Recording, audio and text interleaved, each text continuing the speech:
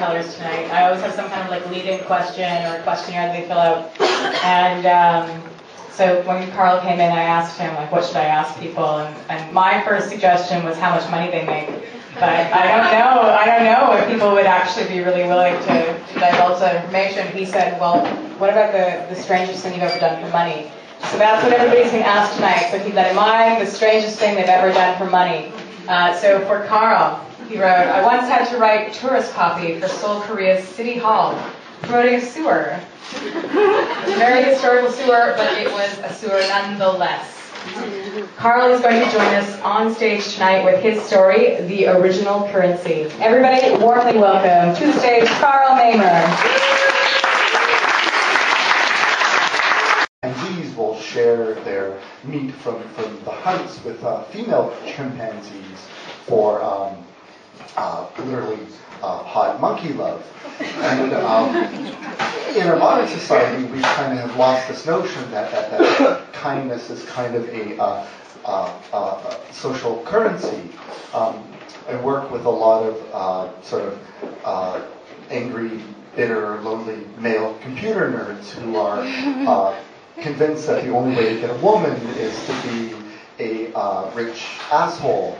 And this doesn't sort of jive with what I kind of know about women, that when women get together with their female friends and talk about their husbands or their boyfriends, that you never hear a woman sort of go, you know, my boyfriend is such a fucking asshole, I'm so in love, and the other women never sort of go, oh, you're so lucky to be dating a fucking asshole, and does he have a brother, is he single?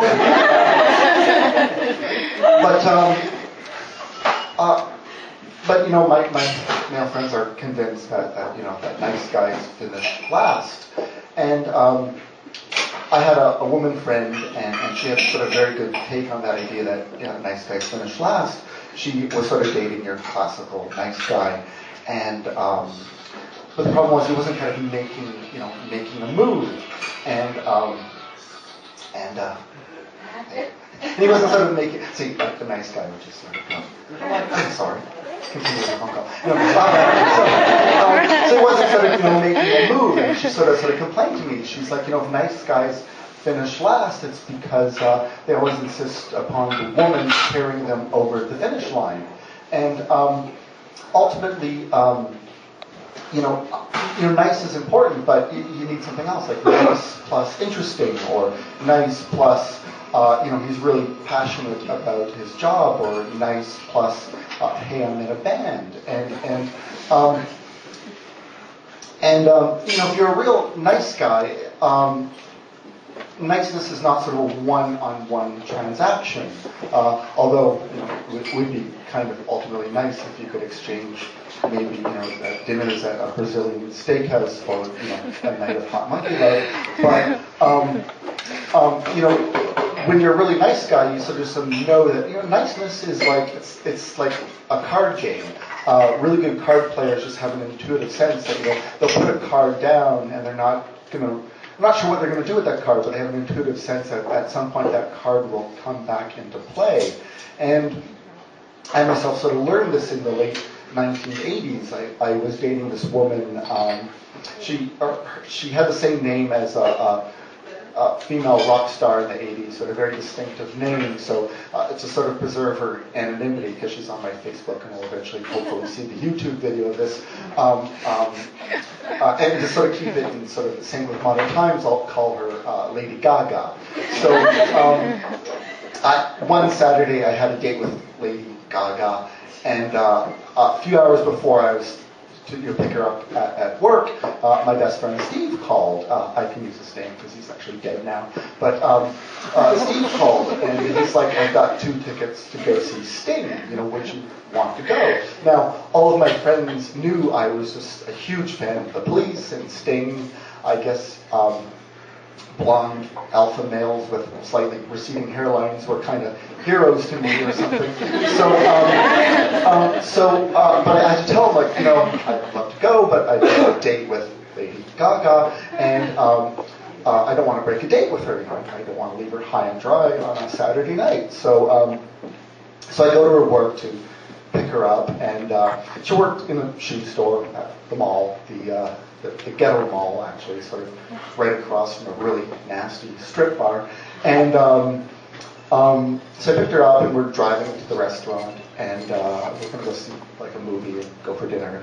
And on the way to the restaurant, Sting comes on the radio, and she's like, oh, I'm surprised you didn't go see the Sting concert. He's in town. And I'm like, well, funny thing, my friend Steve called and said he had Sting tickets and wanted to know if I wanted to go. And I said, no, I don't want to go. I don't want to break a date with you. And she sort of got upset at me. She's like, if the roles were reversed, I would have ditched you in a moment and saw my favorite band. And I think sort of anger was kind of because, maybe I was more committed to the relationship than she was or something. But, being a nice guy, I sort of apologized for my kindness or whatever. And so whatever, the date went well. And then the next weekend, I had another date with her, and I picked her up at her work, and we're sort of walking to my car, and she's kind of unusually happy. And when I say unusually happy, I mean she was happy for a change. She's kind of one of these people where she just couldn't get joy out of life, that like her neighbor had got the dump truck of happiness dumped on his lawn, and she didn't get her dump truck of happiness. And she was always like, well, where's my dump truck? Like, why did he get the dump truck? I didn't get a dump truck of happiness. And for most of us, life is not an endless convoy of dump trucks of happiness. We have to sort of suck the joy out of life, like the marrow from the dry bones life sort of serves us. And she kind of wasn't willing to do that. But anyway, so I'm like, you seem kind of happy tonight, dear. And she's like, well, yeah, before you came, all day at work, my coworker Stacy, and I subsequently learned that all women have a friend named Stacy, someone who either they compare themselves to or they're being compared to, and never favorably. So she says, all their whole shift, Stacy's like, my boyfriend's coming to get me after work, we're going on this nice date, my boyfriend drives a GTO, my boyfriend takes karate, my boyfriend has 2 different kinds of American beer in his fridge, and it's just kind of like driving her insane. And sort of shortly before I came, Stacy's boyfriend shows up, and he's with another guy. And so Stacy's boyfriend's like, I just came by to tell you I'm not actually taking you out on a date. Me and my friend were going to this strip bar. Our favorite porn star is headlining, and sorry, bye. Make up to you, honey. So my girlfriend, Lady Gaga, she's like, at that point I sort of realized you gave me the trump card in this battle of wits with Stacy, that I could have said to her, I'd like to empathize with you, Stacy, but last weekend my boyfriend gave up a concert, Sting concert to keep a date with me, so I don't know what to say to you. And